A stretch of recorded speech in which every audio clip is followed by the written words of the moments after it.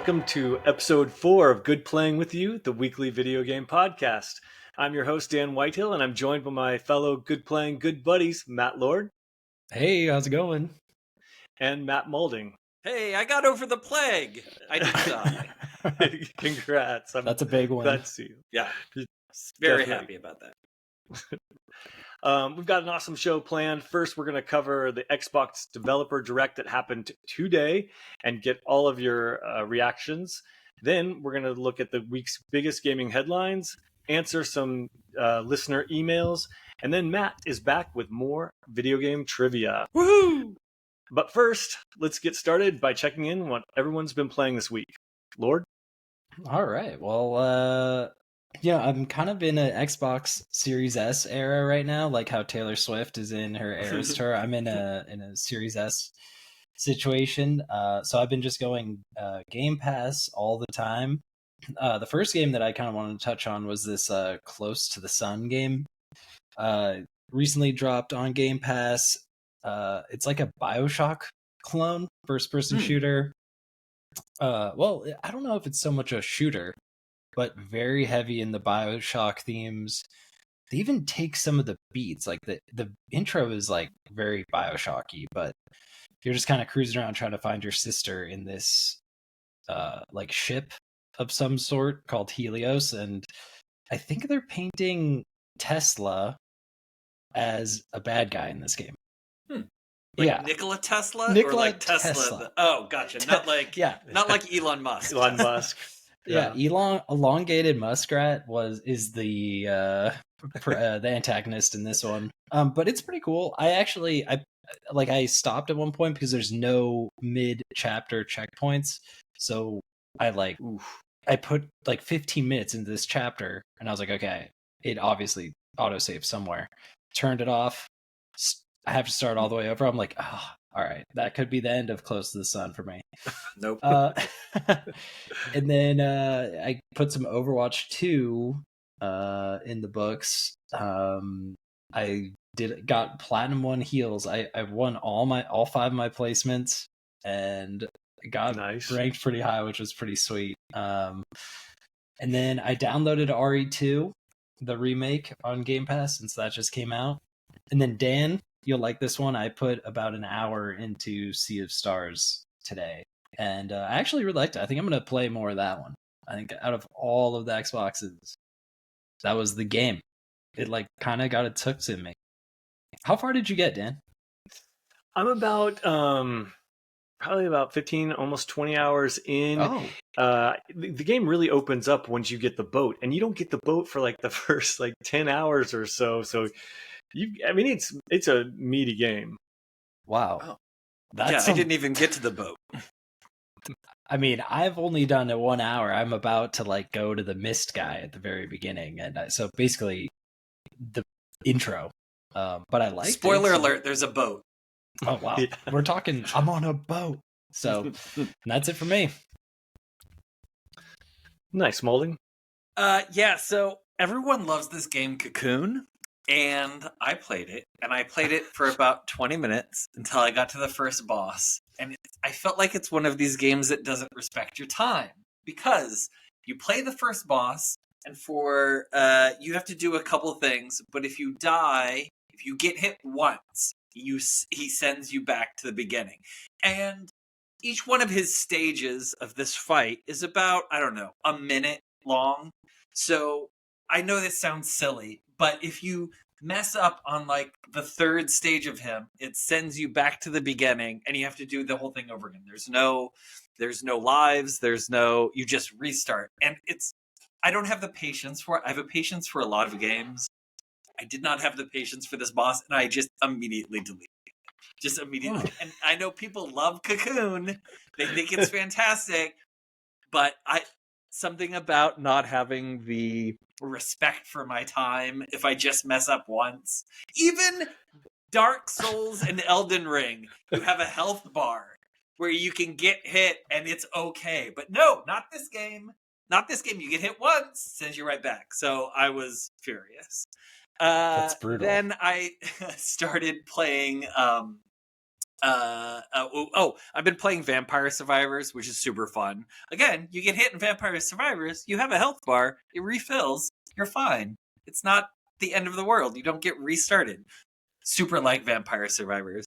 And then because the new because the new Final Fantasy game is out, I think next month or in March, I am trying again, starting last night, to play the remake. And I just really hate the combat. The combat is so bad, I think. And I know people love it, but I think it's very bad. I'm going to try to finish it. I'm going to try to play more of it. I hate the combat. That's the RE2 remake? No. Sorry, I messed up. It's the Final Fantasy remake. Final Fantasy VII. Oh, got it.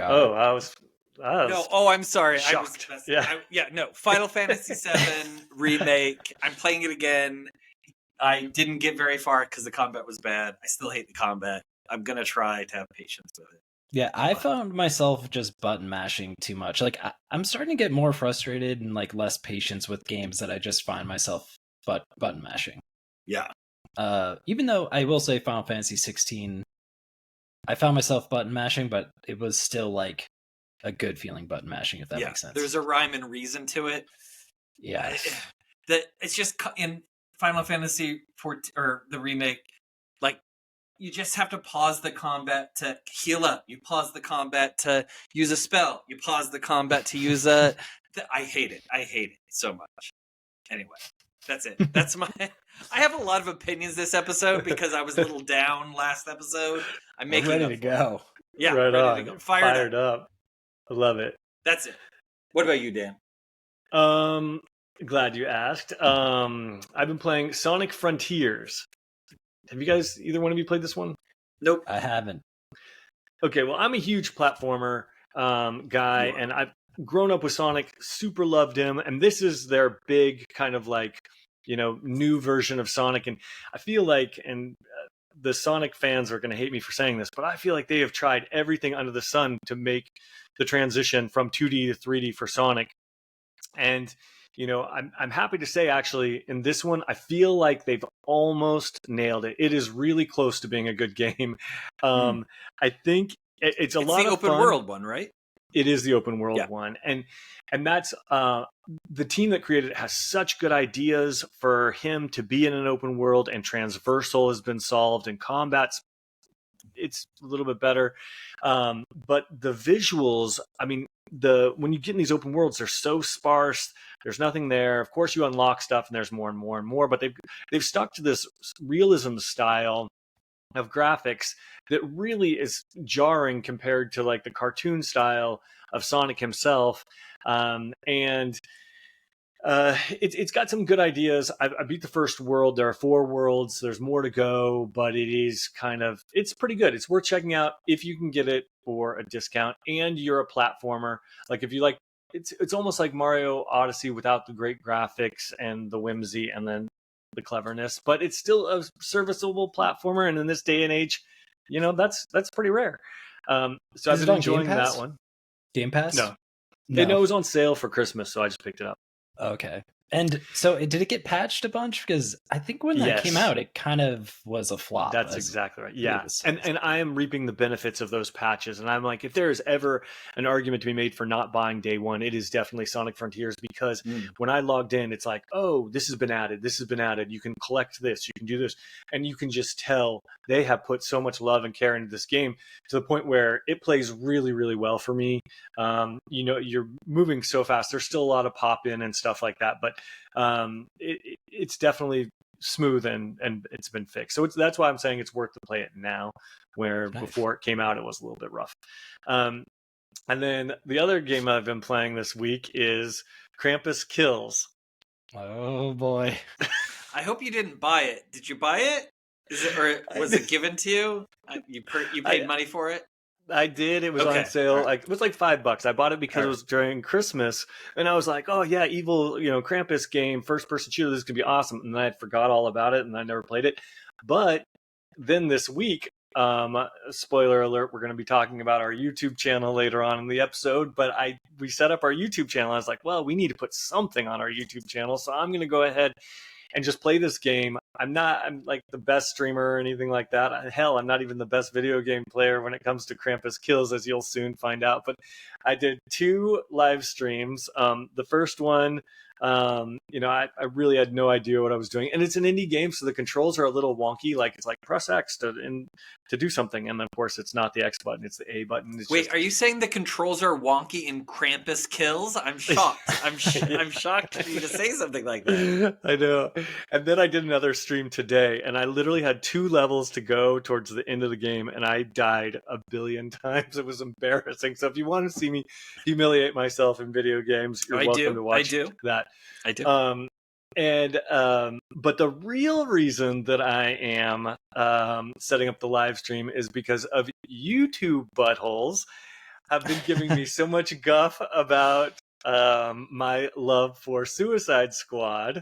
It's that I figured, yes, the game comes out on February 2nd, and I figured the night before when it releases at that 9 o'clock time, so on February 1st at 9 p.m., I'm going to try and live stream Suicide Squad so that I can either be validated or you can see my shame and misery sink in over the course of that live stream. And so I'll be playing it for the first time ever on YouTube on our channel, February 1st. Mark your calendars. We'll be tuning in. And you guys are welcome to buy the game. It is co-op. You could totally play and stream with me. I mean, you're also welcome to buy it for me. That's also an option. Is that really $70 though? Like, are they expecting $70 on that? Yes, of course they are. Oh, man, I just cannot believe they're asking $70 for these games. Some of these games, like, come on, this is not. It's just obviously not the game for $70. I know, and it's going to have so many like issues and stuff, but I am going to love it, and you can watch it on our YouTube channel. That's right. I look forward. Check it out. I look forward to it. All right, let's go ahead and move on to the headlines of the week. All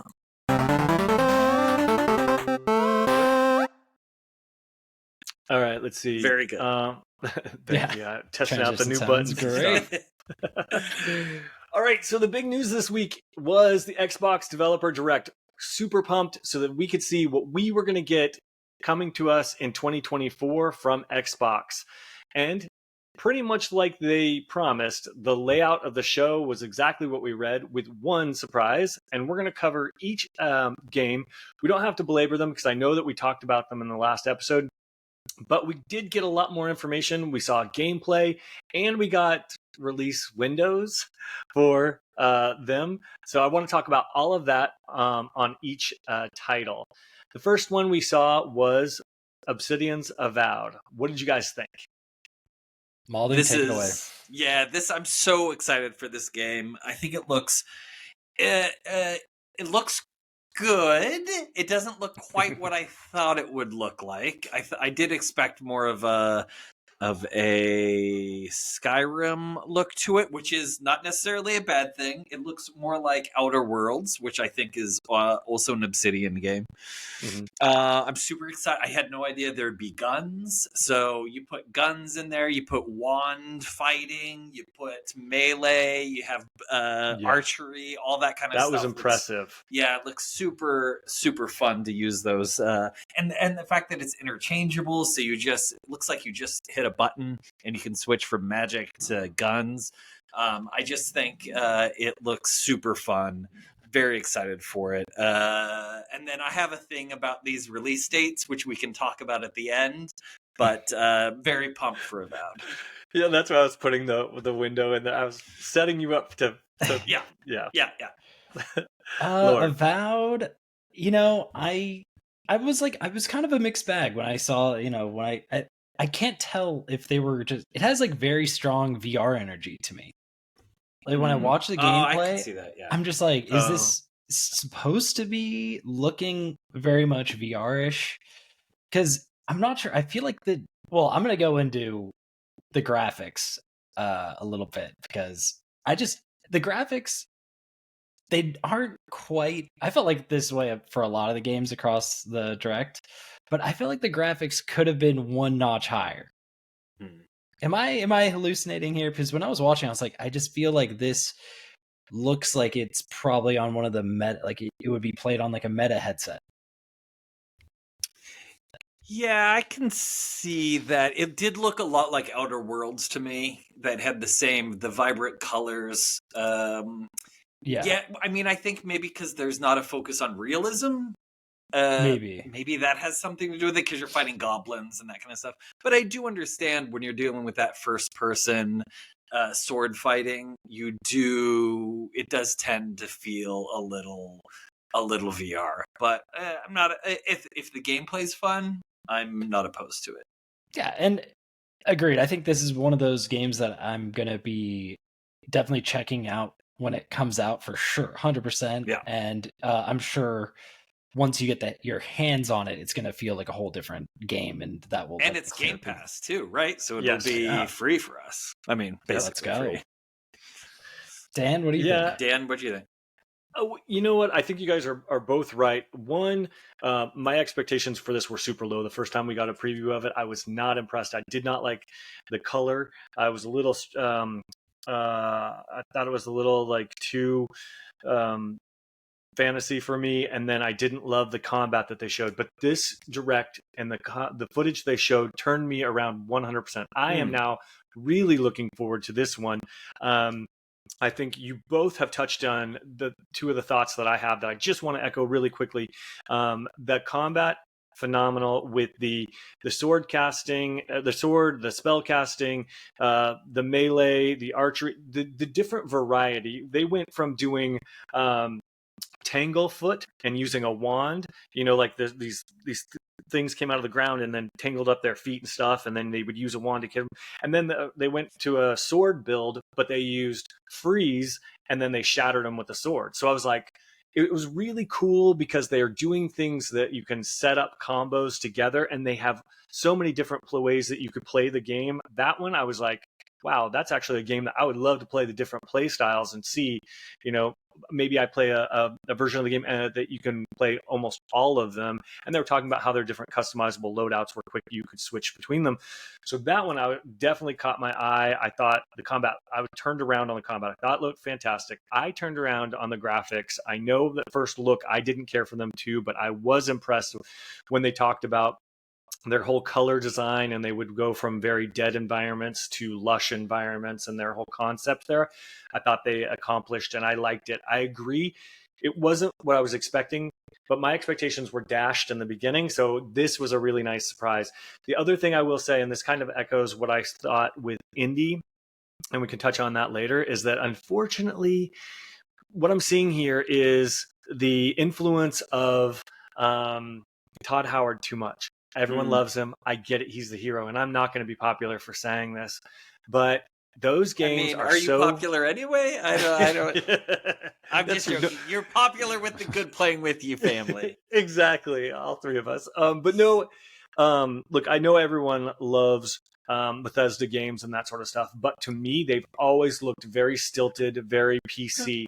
And unfortunately, this game was built by a company that created Fallout New Vegas. Very beloved game. I totally get it. And I agree it is a great game. But they've kind of adopted that engine that Starfield has, and they're using the exact same thing. And so I'm seeing some of the stilted conversation with NPCs that is very rigid, and it's right there, and just their faces moving, and they are talking, and their mouths are moving.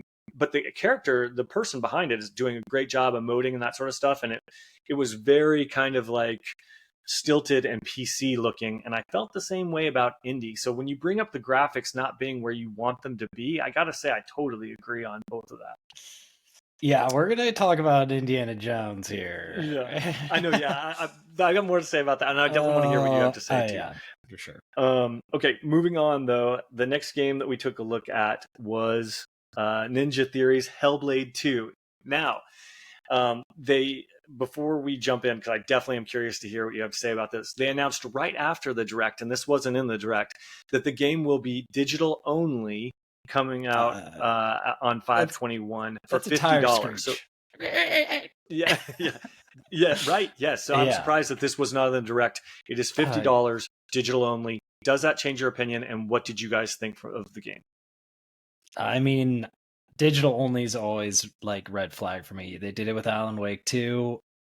Super disappointing that they did that with that game. So this is just another. I mean, at least it's $50, I guess, but I need a physical copy at this point. But just kind of jumping into Hellblade 2, I thought, I mean, the graphics on that one, they're obviously putting a lot of emphasis on that. The little moments they showed with her kind of battling these goblin monsters and toiling with them in the mud and stabbing them in the neck, I thought looked very interesting. I don't know, is that actual gameplay? Is that just like a cutscene? I'm not fully sure what I was looking at some of the times. They looked like really cool set pieces. But and then I thought there was also maybe too much emphasis on just the audio aspect. Like, I know we have spatial audio, we've had it for a while. Like, I feel like they're going maybe a little lost in the sauce on that aspect of the game. But I think it has like a lot of potential. I mean, it looks really good. It looks next gen. So I think, I don't know. I mean, it's still the digital only is it's kind of a red flag for me, but So I didn't even hear the digital only part because I fell asleep during this portion of the direct. That game. So I didn't play the first one, so that information is there. Just looking at this, it looks so boring to me that I guess that's gameplay. Is it a gameplay or is it a cutscene? She's fighting with something, but I see nothing on the screen to tell me, is she just pressing X to stab? Like, is it quick play elements? I have no idea. It was a lot of gobbledygook that I am not interested in. I would rather just watch a movie if it's just going to be that. It looked so boring. That's all. I gotta agree with you guys on both. What it looked like to me was, like when an independent film is made and it's good and it's a hit, and then all of a sudden Hollywood takes it and they make a big budget version of it. It almost felt like that, where but you have a lot to prove with the second one, because I'm not sure why this second part exists. I don't know that anybody was really asking for a second part. I think everyone was like, oh, you consulted with psychiatrists about insanity and you built that into a game with binaural sounds, or whatever. I don't know how you say that. Yeah. And all that sort of stuff. And hey, that's kind of interesting and cool. Because it's like a 7.5 hour game. Like, okay, great, you did your little, that's very artistic of you. But now coming back and trying to do the exact same thing, I'm not sure what they're trying to accomplish here. Exactly. And I'm sure glad this thing has Game Pass, is all I was thinking. Yeah. It just didn't look fun. It looked like a walking simulator. Was she just walking everywhere and then some dialogue was happening? I didn't see anything. There was some moments that look like live action too. Like, it's just filming people. It was like Command and Conquer level. Like, it was like real life video. I'm like, so that's not like, that isn't a rendered thing. That's just a movie. Yeah, which I was a little confused by that. Maybe that's how it is in the first one. But I think you're maybe really, it's the genre. Maybe that's what they're going for. No, I think you're really touching on exactly what we said last time, which was, we don't know what the hell this game is in terms of gameplay. And they did not answer that question in this direct. They failed. I thought it was funny. They were amazing showing off all the other games. We saw tons of gameplay, and Indie, we saw a hell of a lot of gameplay and a trailer. This game continued to be artsy fartsy, no gameplay, and it's coming out. I got to see a lot of interviews. I got to see a lot of people talking about how much they enjoyed making the game, which is great. Yes, they were definitely passionate. I appreciate their passion. Yes, agreed. I don't share that passion for playing it. Let's just say that. Agreed. Okay, moving on, we get to the surprise of the show, and that was Square Enix coming along and introducing all of the gameplay and information behind Visions of Mana. What did you guys think about that one? I kind of thought it was I thought it was kind of a breakout star of the show. I was stoked on it. It looks cool. It looks like a modern JRPG. Um, everything looked. I thought the graphics looked really good and like bright, like vibrant and slick. I was super stoked on it. I love a good JRPG, so something like this is completely in my wheelhouse, and that they kind of surprise dropped it in there. I was very appreciative. Yeah, I was working and watching the direct at the same time and knowing what games to expect were going to show up there. And all of a sudden, I saw this and I was like, goo, I didn't know that this was going to be in there. I have very fond memories of playing, what was it? I think it was Secrets of Mana from the original Nintendo. Very fond memories playing that with my mother, who would play with me because it was one of the first like side-by-side role-playing action RPG games that you could play. So very fond memories of that. Super stoked. It looks very fun. Totally be into it. Love that Square Enix is putting out games on the Xbox, which they are not wont to do a lot. Agreed. So that was exciting. Yeah, I would agree. I don't know if this is necessarily my wheelhouse, but definitely very exciting. I'm glad it's on Game Pass. Or actually, it's not. Actually, it's not. Yeah, I don't think this one will be. I was meant to say I wish this were on Game Pass because then I would try it. The fact that it's not, surprisingly, because it was the only thing part of the show, I felt like they needed to have this in there, and it is good to see them making a relationship with Square Enix because it's important for their Japanese audience and that market for them to see that they are getting these types of games and stuff like that. So I understand why it was included, but the fact that it's not on Game Pass, means I probably won't be playing it unless it goes on Game Pass later on. Yeah, so that was surprising. That's fine. Yeah, that's fine. We'll play it without you, Dan. Is there a chance that it might drop? Could they drop it later on Game Pass? Is that like something that we could potentially expect? I mean, they had why am I blanking on the name of that JRPG? It's huge. I can't remember. Square Enix has. No, yes, Dragon Age. Dragon Age. They Age. did put Dragon Age on Game Pass. So they have done it before. No, not Dragon Age. Oh gosh, it's gonna drag. It's something Dragon. Yes, Square Enix has done it before. Yeah, I know exactly. Dragon Quest, is that what you're talking about? Dragon Quest. Thank you. Because I love Dragon Quest Builders. I played the hell out of that. That was secretly so good. It was amazing. Yeah, that's still on Game Pass. I should check that out. Yeah, it was very fun. It's like Minecraft with missions. It's so good. So good. Peep it. All right, moving on. Let's jump to the finale of the show and what we will be looking forward to at the end of the year. Well, some of us will anyway. Indiana Jones and the Great Circle. Oh, yes. Well, first of all, Dan, are we just totally glossing over that Aura strategy game? Yeah, we are. I'm sorry. Okay. I mean, strategy games are super fun. I'm totally looking forward to trying it out. Looked very Civilization. Well, I hope you have a PC because it's not on console. Oh, well, then I probably won't be playing. Wait, That's really? another reason. Yep. I believe me, I took notes on this. I'm telling you. Okay, that's PC an interesting only. tidbit. I didn't. Yeah. Did they say that in the direct? They did in the direct. It was very small print as they went to the next thing. I was peeping to see what was on Game Pass because I was surprised that the Square Enix one was not on Game Pass. So then I looked on this one. And also when they were showing this one, I was like, how the hell are you going to play that with a controller? Like in my mind, I'm like, I love a good city builder too, but I'm like, oh shit, that's going to give me a migraine if that's the UI. Huh. And then I saw at the end, it was like PC. Okay. Only. So that's why I was skip. Yeah, skip. All right, perfect. Sorry for you PC gamers that are listening. Indiana Jones. I mean, I'm surprised Harrison Ford is in it, to be honest. Like young Harrison Ford, I was not expecting him to be the character model.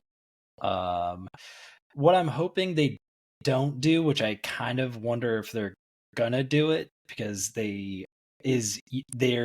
they're luring you in thinking you're going to play as Indiana Jones, but you're really going to spend half of the game playing as the female other protagonist. Maulding, is that your phone I hear? Oh, sorry. Yes, I was looking something up. Apologies. No worries. No. I think busted. No grinder for you. But I mean, do you think that is something? I'm like, okay, they're showing Indiana Jones, but I think you're going to play half the game as the other character that they showed briefly. I Yeah. don't know. I didn't get that from Me either. that, but it doesn't mean it's not the case. Yeah, I just didn't Yeah. jump out at me. I'm not sure if they're going to do that. I'm wondering. I'm like, something to keep an eye out for. And just going back to the graphic aspect, I was a little bit like, on the graphics because I Right, saw some immediate comparisons between Uncharted and in this Indiana Jones game, and I'm like, ooh, the modeling. I mean, I know it's probably early build. I'm hoping, but it looked like it could a notch higher. I think this just goes back to this current gen is like not sure where it's trying to go, like next level graphics, or just it's just like a weird kind of like gray area we're in. What do you guys Maulding? think? So I was not looking forward to hearing about this game at all. Wasn't on my radar. So I have the same feeling that Dan had about Avowed, that I didn't think it was going to be something I would be interested in. And then when I saw it, I was like, oh, this looks pretty great. Like the whip work. I love some good whip work. Shout out to Michelle Pfeiffer. And so that looked fun to me. I had the initial feeling too when Indy's in the sands and I'm looking at the graphics, and I had the same feeling as you, Matt. I was like, well, that's not looking quite as crisp as I thought it would look. Especially coming from Baldur's Gate 3, which has these amazing facial animations and the models in that game. The gameplay looked fun. It's probably, if it's on, was it on Game Pass? Did they determine? It will be Game Pass. Yeah. So then I'll play it. I probably would not buy it. And I think love Troy. I think what I was looking up is Troy Baker is the character model and does the voice. Sounds very much like Harrison Ford, which I really appreciate. Thought that was good. Wait, that's not Harrison Ford? No, it was Troy Baker. Yeah, Troy Baker did the voice. Harrison Ford's face over Troy Baker's acting. Yeah. Got it. Okay, I was like, I think I'm losing it. I thought that was freaking Harrison Ford. Okay. So so not super excited for it. More excited than I was yesterday at this time. I'll play it when it comes out. Yeah. Game Pass, let's go. I agree. I think for me, this game, is about. It looks as inspired as the title, and Indiana Jones and the Great Circle. Really? I mean, come on. And I love Indy, or at least I want to. I think, again, I don't want to point fingers at Bethesda, but this looks like a Bethesda engine game, and I know Todd Howard is the producer, and he is super talented. Don't get me wrong. He has made incredible worlds, but the engine that all of these games are working off of needs to evolve. It is not next-gen enough.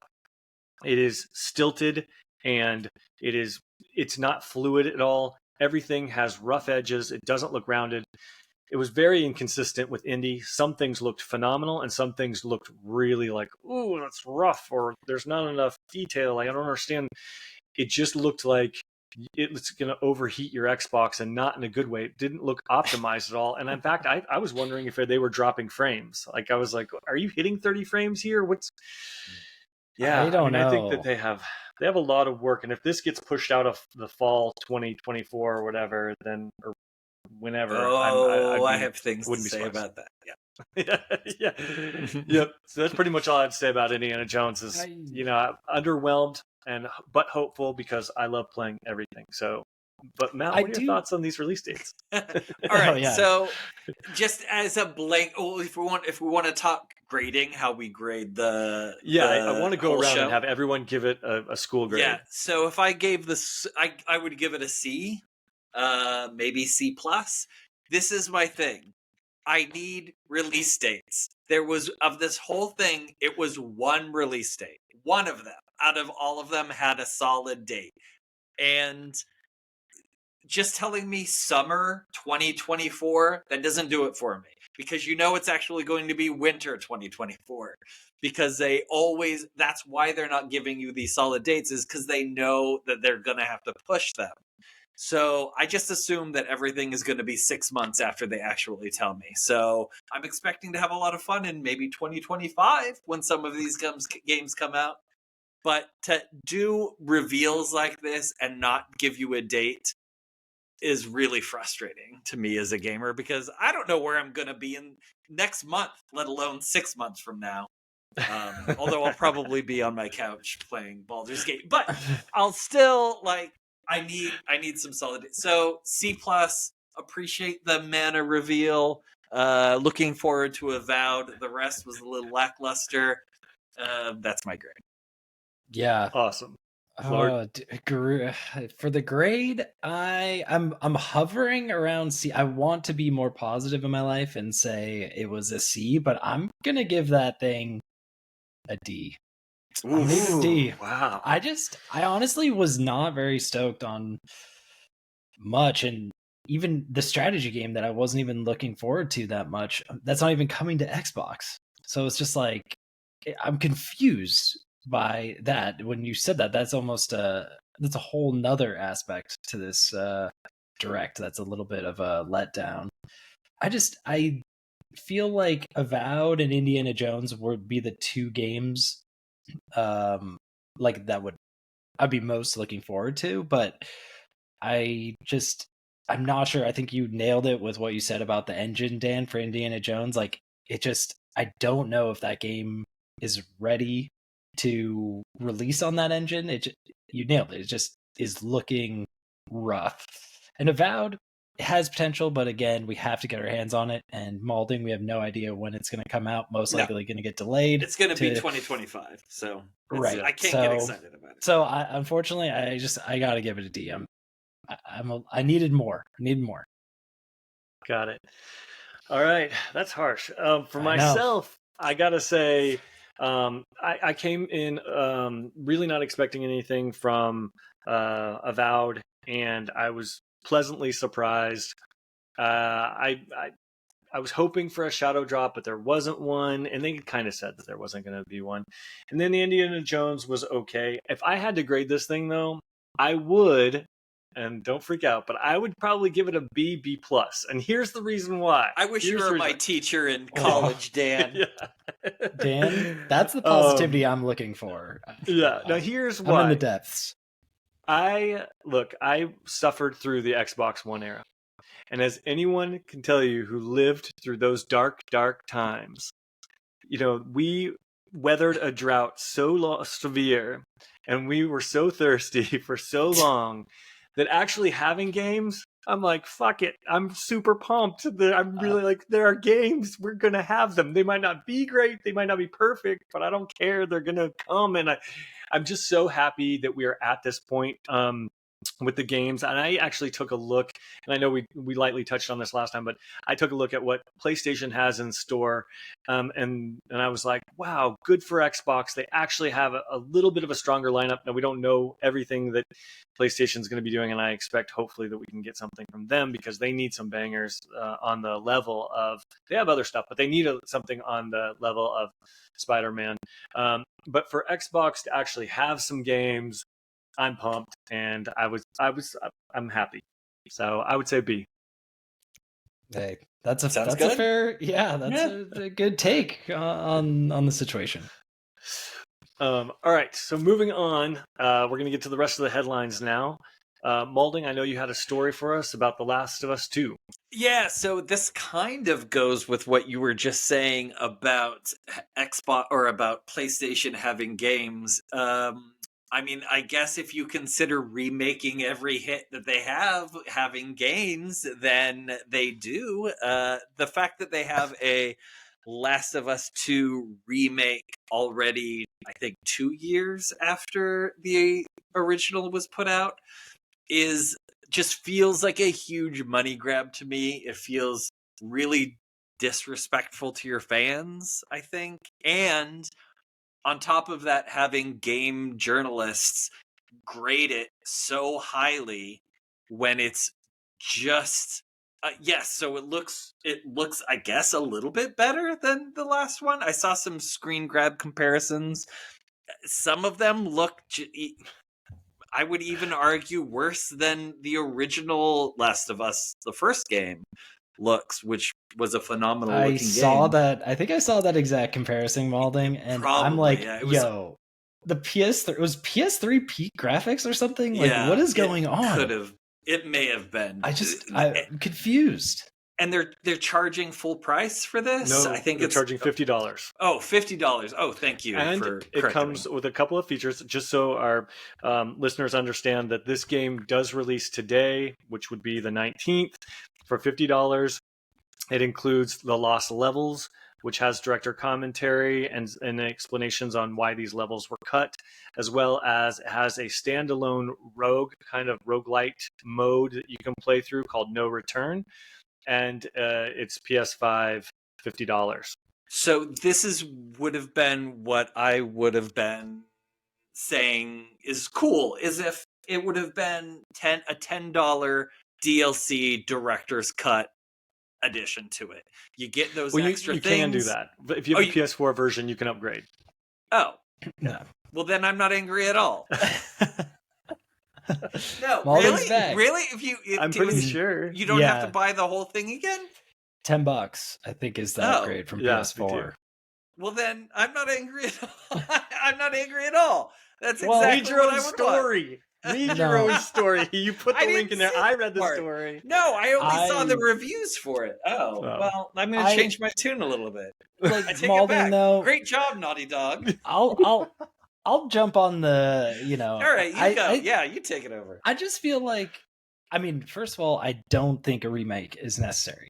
Like, there should be a threshold that we need to, like, just upkeep, because we don't need to remaster 2-year-old games. And agreed. And when I see the comparisons between PS3 and PS5 graphics, and say, listen, I can see these PS3 graphics look on par, or if not better.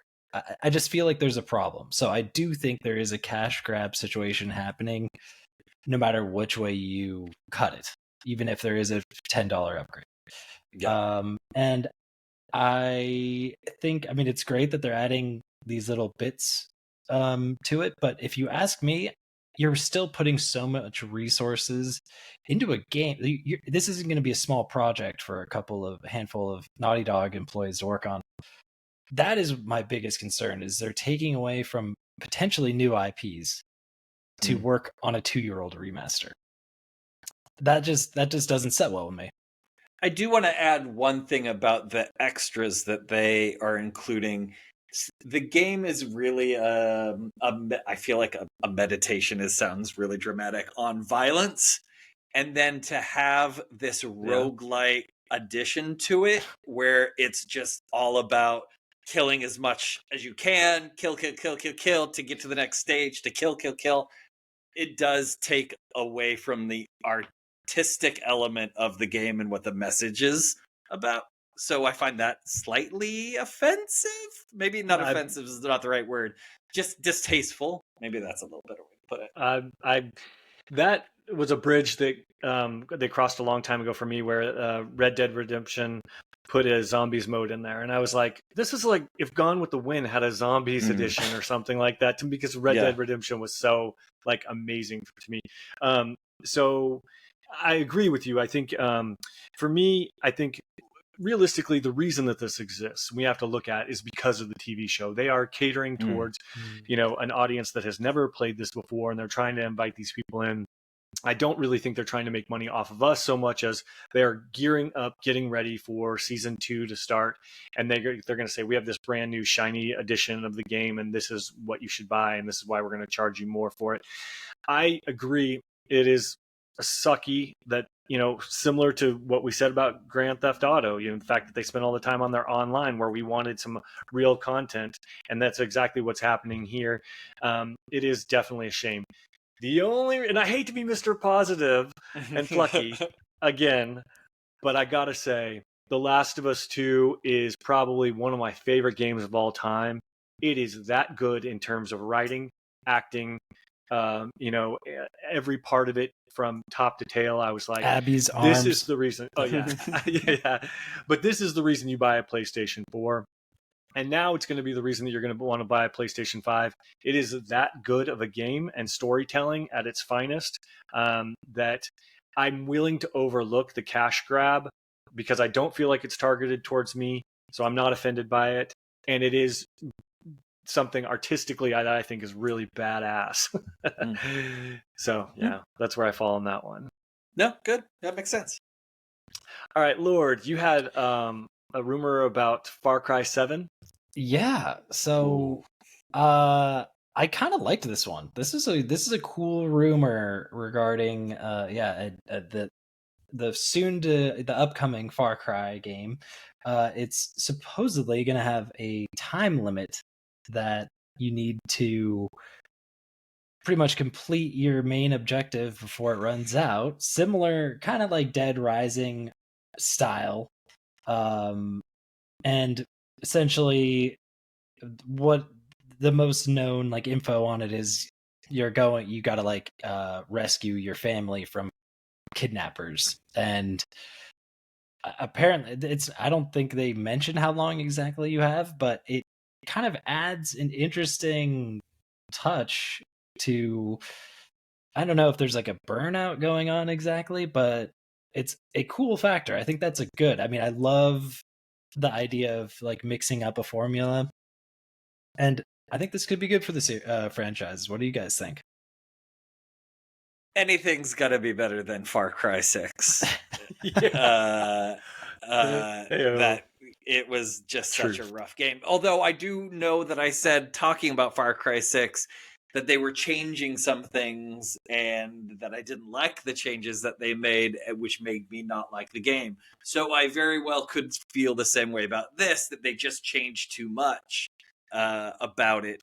If it's not broke, don't fix it sort of situation. But no, it's broke. I love the time. Yeah, the last one is definitely broke. I love the time limit to Dead Rising, even though it stresses me out. Yep. But I don't mind being stressed out of that. Yeah, I would like to note, I just kind of like put that as Dead Rising style as my own commentary. I'm not sure if it's going to be exactly like Dead Rising. No, yeah, we don't. Yeah, that's true. But, we don't know. That's the only time limit type game that I can think of off the top of my head. And eventually that game got rid of the time limit in 3 and 4. It no longer kept it. Now, I happen to be going back and playing 2, and I was talking about that, I know, the last couple of weeks. I'm such a huge fan of Dead Rising. I think it's so great. For me, Far Cry is the same shit over and over and over, and it's already peaked, and they're just running it into the ground like Ubisoft loves to do, and that's why I can no longer buy Ubi games. Unless they steeply discount them, which I eventually do, because they are the same over and over and over again. So this one, I think, is exciting. Let's try something different. Yeah, absolutely. I think let's try it, see what happens, and it could pay off. Like this is the time to mix it up. I'm telling you. Well, I think, Matt, this goes into your Ubisoft story that you stole from me, which will really determine if I even play Ubisoft games in the future. We're going to go into the duality of the developer that is Ubisoft. So we'll see what happens. I mean, do you want to just go and say that one right now? Because I think so. Yeah. Yeah. An Ubisoft executive. I don't even want to I don't even know what his name is. I was like, this is silly. I don't even want to name this dude. He says players need to get used to not owning their games. And a lot of the headlines that I saw just cut it off at that little quote, and which makes sense because that is like the most rage inducing. Yeah. Right. Yeah, it makes sense. Total clickbait, because you need to stop. This is the full kind of thing in context, and not so get used to not owning their games for subscription services to take off. And I think that's true in a way, but just to put that out there, like, what is this guy thinking saying that? It's just like a bad PR move. When I saw this, I think this just goes back to like Best Buy removing physical media. It's just HellBlade 2 going digital.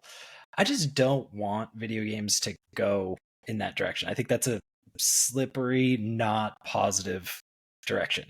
And this guy is literally essentially rooting for games to not be physically owned anymore and owned. He wants it all subbed up, and which is just a nightmare, in my opinion. You're going to pay for a game forever? No. Count me out. So this is, I have two minds about it because I buy most of my games digitally now. And right now, as it stands, we do not own the games that we buy digitally. We are leasing them. So perfect example is when Overwatch came out 6-7 years ago, there was another game that came out at the same time that I bought at full price and I bought digitally called Battleborn. Had a lot of fun playing Battleborn. Overwatch ate its lunch. Battleborn went belly up, and the game is you can't play this game now. It's it's unplayable. So I think I probably bought it for $60. That's $60 that I have no recourse at because the game doesn't exist anymore. So right now we're in this you don't own your games situation. And to have that guy come out and be like, this is the future, is a little bleak. And it makes me a little sad. Even though I'm at fault because I buy my games digitally. I am part of the problem. And I freely admit that. Dan? I agree. I think this is definitely, an unforced error. They're giving themselves a black eye, stepping on rakes situation because it's probably coming from a different place where it's coming from someone who doesn't play the games, and it's probably coming from a bean counter with an MBA in some corner office asshole who's so far removed he doesn't know how tone deaf these comments are, and so he just kind of opens his mouth and sticks his foot in as fast as he can. So I definitely think that it's going to upset people. Do I think it could be the potential future? Yeah, but I think that it is tone deaf and rude. I think ultimately, when we're like 70, 80 years old or whatever, it's not really going to matter because we're going to be downloading. When Indiana Jones finally comes out. Yeah, right. But we're going to be, in our rocking chairs or whatever, in our retirement homes, downloading emulators of all of this crap that no longer exists. And we'll be using the excuse that, well, we can't buy it, so therefore we have to steal it. And we'll just have emulations of everything that we're currently playing now on something that we've created on a Raspberry Pi underneath our TVs, to be honest with you. That's where I think we're headed. Devil's advocate, we talk a lot on the pod so far about how much we love Game Pass, and that's essentially what he's talking about is Game Pass. So, Devil's advocate. But I'm talking about thieving too. Yeah. I love that. And I love Game Pass 100%. There's no I love going on and checking new releases, and so I do agree. I like the option of still getting physical games. Like in my opinion, that is important to me as just a gamer. Yeah. I want to own something, at least have that option. And with that being taken away, it makes me nervous. Yeah, that's fair. Okay, any other headlines you guys want to touch on before we move on to Maulding's trivia game? No, I think that's good for me. All right. With that being said, we're going to move on now to Maulding's trivia. So we'll do this. I got your music. I forgot about this. I forgot about my sound effect. Exactly. So we're going to do this one a little bit differently this time. We are not going to have the steal a question. So we are just going to go. We're just going to go back and forth and see who has the most points at the very end. So Dan, pick a number between 1 and 10. 2. Lord. 3. Lord, you are first. Lord, you are a dick. All right. So this trivia game is all about Nintendo. So Nintendo. Hell yeah. Matt Lord, what 1989 movie gave us a look at the Power Glove and a few Super Mario Bros. 3 secrets? That has to be Super Mario Brothers. Oh, I'm No? sorry. We're That is for- incorrect. Dan, not for the steal, but would you like to answer the question, Dan? Yes, that would be the movie starring Kevin Arnold. Yeah. Yes. The That is Wizard. not his real name, but yes. Fred Savage. Fred Savage, yes. Yeah, And that movie's name is? It's called? The Wizard. Yes, that is correct. Wow. Yeah. No point. That's no the only points. reason I want to see it was Super Mario No Bros. 2 points was on in the it. board. No points on the board. Dan, can you give me the Contra code? The Contra code, also known as the Konami code. Yes, up, down, down, left, right, BA, select, start. Well, you hit select because we were always played 2-player.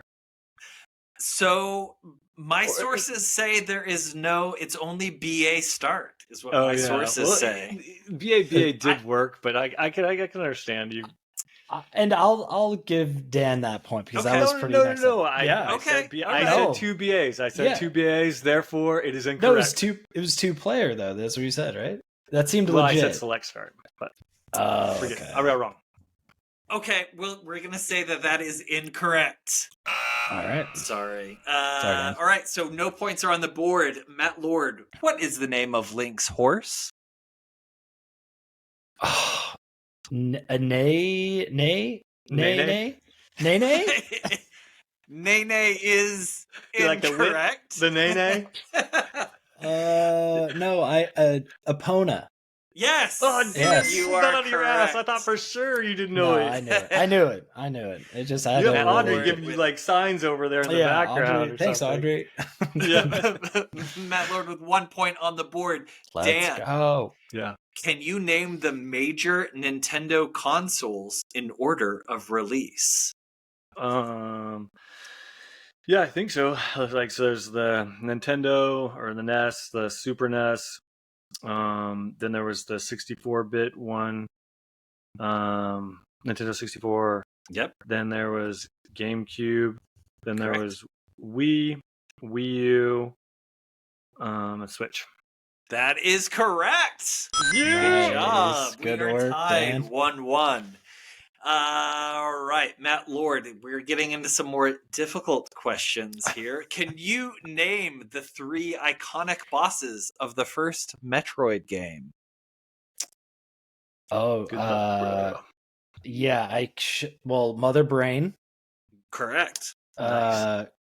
Kraid Correct. and Ridley. That is correct. Let's 2 go. points there for Matt Lord. Dan. Yes. Nintendo was founded in 1889 as a manufacturer of what? Playing cards. That is correct. 2-2. The score is tied up. Now these are really, really hard. Maybe not really, really hard. I don't know. Maybe I'm wrong. I hit Matt the wrong Lord. button. I didn't hear. That was Matt Lord. hilarious. Final Fantasy III for the Super Nintendo was actually what numbered sequel for the series? Huh. Would it be the 5th? Is that your final answer? Yeah, that's my final. I'm not sure. That is incorrect. Dan, do you know the answer? 6. That is correct. Dang. You don't get a point for that, though, Dan. Oh, there you go. I like that. Dan, how much did an original Nintendo cost when it debuted in 1985? With or without Rob, Matt? Without Rob. This is with the gun, the 2 controllers, Duck Hunt, and Super Nintendo and Super Mario Brothers. I don't know, like $500 or so. Whew. That is incorrect. Matt, would you like to answer? Do you know? Yeah, I think is it 300? No, it may have been with inflation, but it was $150. That it was only $149.99. Matt Lord, what species is Bowser from Mario Brothers? What species is Bowser? Koompa? Can you say that again, please? Koompa? Can you say that? Can you say that? You're Koompa? close. You're close. Koopa. Yes, that is correct. Thank you. And I think we have one. We have one more. That was so tough for you, bro. I was sweating for you over here. I was like, I don't know if I know, but Dan, dang it. There is no way you're going to get this question right. If you do, I will be absolutely shocked because I think I am the only person who knows the answer to this question. Bring it. Nintendo had a helpline with real people to answer questions, and I got in trouble because of the long distance charges. What was that number? Do you remember the phone number? I don't remember. I'm trying to think. Was it? Can't even think of anything like any acronyms. No. What is it? Well, the actual number was 206-885-7529 was the actual phone number that I Is that something remember. You remember? Yes. Why? I can Why do you... Because I called it so many times. It had real people with binders of information. Yeah. And you would call up and you would be like, I'm stuck on this boss in this game. And they would look up the answer to your question in real time and tell you over the phone. I got stuck on Wizards and Warriors. That was the one time my parents allowed me to call. And I got to call for Wizards and Warriors. My parents didn't allow me to call. I just called, and then they got the bill afterwards. And you're a wild man. I got in a bit of hot water about that. That is the end of our trivia game. Woo! I think I lost count of who wins. We all win. It was a great game. There might have been a tie game. I think it was a tie game. Tie game. Perfect. Oh, man. That was fun. Thank you for that, Matt. That was really fun. Yes, you are very, very welcome. Okay, and with that, we need to start wrapping up the episode. But first, please make sure, if you're listening to this podcast, that you are subscribed to our socials, and those are Maulding. We are Good Play With You on Twitter or X, and Good Playing With You on Instagram. And Lord, we now have YouTube, which is Good Playing With You. I think so. Let's go. Yes. Good answer. You get a point. Answer. Matt Lord wins. Exactly. Boop, boop, boop. All right, that's all the time we have today. On behalf of the Good Playing With You crew, Matt Lord, Matt Maulding, and myself, Dan Whitehill, have a great weekend. And as always, good playing with you. Good playing with you guys.